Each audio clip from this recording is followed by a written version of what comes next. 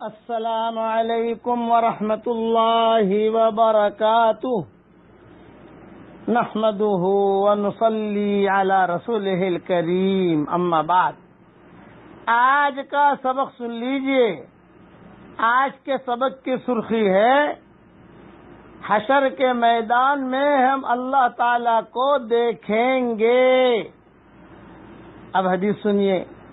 حضرت ابو سعید خدری رضی اللہ تعالیٰ عنہ سے روایت ہے کہ ایک دن کچھ لوگوں نے کہا، یا رسول اللہ صلی اللہ علیہ وسلم، کیا قیامت کے دن ہم اپنے پروردگار کو دیکھ سکیں گے؟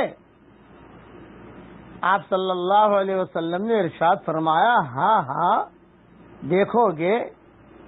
اب لوگوں کو اشکال یہ تھا کہ دنیا میں کسی بڑے آدمی کو دیکھنا ہو تو بہت بھیڑ بھڑک کا، کسی بھی بڑے صاحب سے ملاقات کرنی ہے، اجتماع ہے، سب سے بڑا اجتماع قیامت کے میدان میں ہوگا۔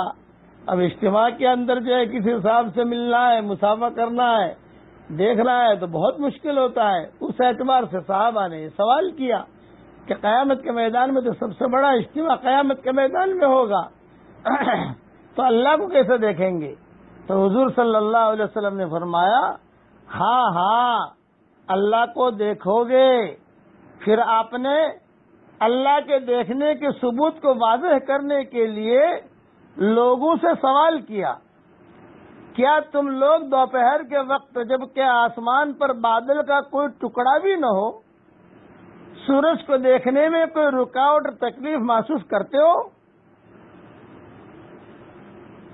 اور پھر دوسرا سوال کیا، کیا تم لوگ صاف شفاف 14ویں رات میں جبکہ آسمان پر بادل کا ایک ٹکڑا بھی نہ ہو، چاند کو دیکھنے میں کوئی رکاوٹ تکلیف محسوس کرتے ہو؟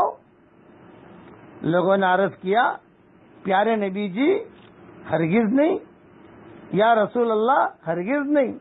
تو آپ صلی اللہ علیہ وسلم نے ارشاد فرمایا، پھر تو قیامت کے دن تم اللہ تعالیٰ کو دیکھنے میں بھی کوئی رکاوٹ اور تکلیف محسوس نہیں کرو گے۔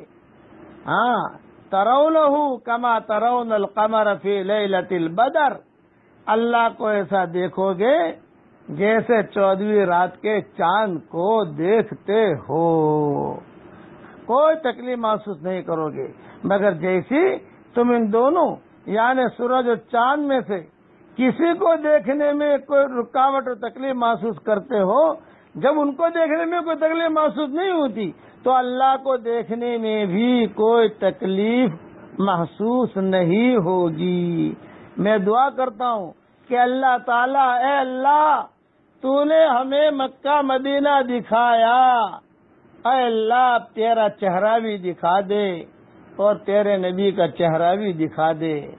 مدینہ منورہ سے سبق ریکارڈ کرا رہا ہوں۔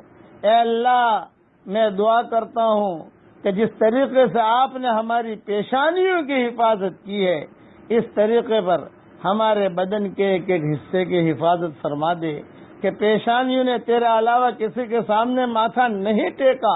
اے اللہ اس طریقے پر ہمارے بدن کے ایک ایک حصے کی بھی حفاظت فرما دے۔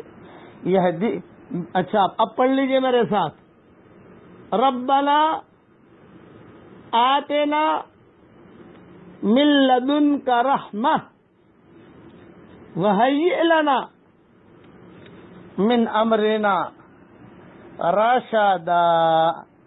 خاص طور سے نوجوان لڑکے لڑکیوں کو یہ دعا مانگنی چاہیے، یہ اہل کہف کی دعا ہے، یہ مانگنی چاہیے۔ علماء نے لکھا ہے یہ دعا جو مانگتا رہے گا یا مانگتی رہے گی، اللہ اس کو سیدھے راستے پر چلنے کی توفیق دے گا۔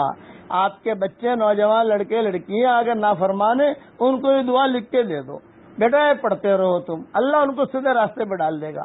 جوان بھی پڑھے، بوڑھے بھی پڑھے، مرد بھی پڑھے، عورتیں بھی پڑھیں۔